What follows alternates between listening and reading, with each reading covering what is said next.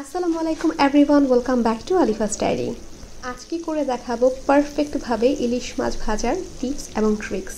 মাছ তো আমরা সবাই ভাজতে পারি, তবে কিছু টিপস এবং ট্রিক্স ফলো করে সেটা করলে খেতে খুবই ভালো লাগে। আজকে সেগুলোই দেখাবো। আমি এখানে নিয়েছি ইলিশ মাছ 5 পিসের মতো।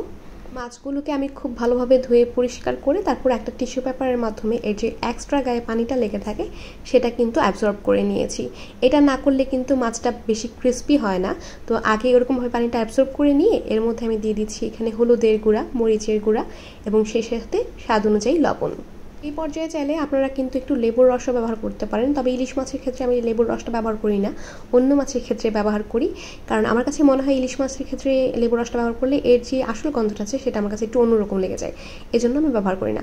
মাছটাকে আমি 10 মিনিটের মতো রেস্টে রেখে দিব। এবার হচ্ছে মাছের সাথে যে পেঁয়াজ ভাজাটা আমরা খাই সেটা তৈরি করছি।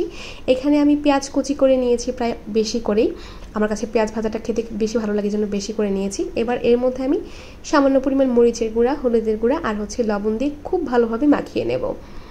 পেঁয়াজটাকে সাদাসিধেভাবে না ভেজে এইভাবে মশলা দিয়ে মাখিয়ে কখনো ভেজে খেয়ে দেখবেন, খুবই খেতে ভালো লাগে। তারপর হচ্ছে সরিষার তেল ছাড়া তো ইলিশ মাছ ভাজা অসম্পূর্ণ। তো আমি এখানে সরিষার তেল দিয়ে দিয়েছি, একটু বেশি করে তেল দিয়েছি যেহেতু মাছের তেল খেতে ভালো লাগে। তো এখানে একটু বেশি পরিমাণ তেল দিয়ে তারপর হচ্ছে মাছগুলোকে আমি এখন ভাজবো। এই পর্যায়ে চুলার আঁচটাকে কিন্তু একদম অল্প করে দিয়ে ভাজতে হবে, তাহলে কিন্তু মাছটা খেতে বেশি ভালো লাগে, টেস্টি লাগে। তো আমি খুবই অল্প পরিমাণে আঁচে মাছটাকে ভেজে নিয়েছি সময় নিয়ে। তারপর হচ্ছে শুকনা মরিচ ছাড়াও আমার কাছে ইলিশ মাছ ভাজা ভালো লাগে না।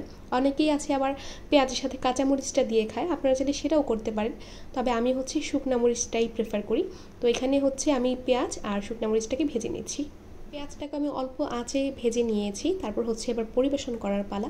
এখানে গরম ভাত নিয়েছি, সেই সাথে গরম গরম মাছ ভাজা, আর সাথে দিয়ে দিচ্ছি এখানে যে পেঁয়াজটা ভেজেছিলাম সেইটা। আর শুকনা মরিচ ছাড়া তো আসলে হয়ই না, সেই সাথে আমি নিয়ে নিয়েছি শুকনা মরিচ এবং মাছের তেল। আমার এই স্টেপগুলো ফলো করে কখনো মাছটা ভেজে খেয়ে দেখবেন, আশা করছি আশাহত হবেন না। ভালো থাকবেন, সুস্থ থাকবেন, আল্লাহ হাফেজ।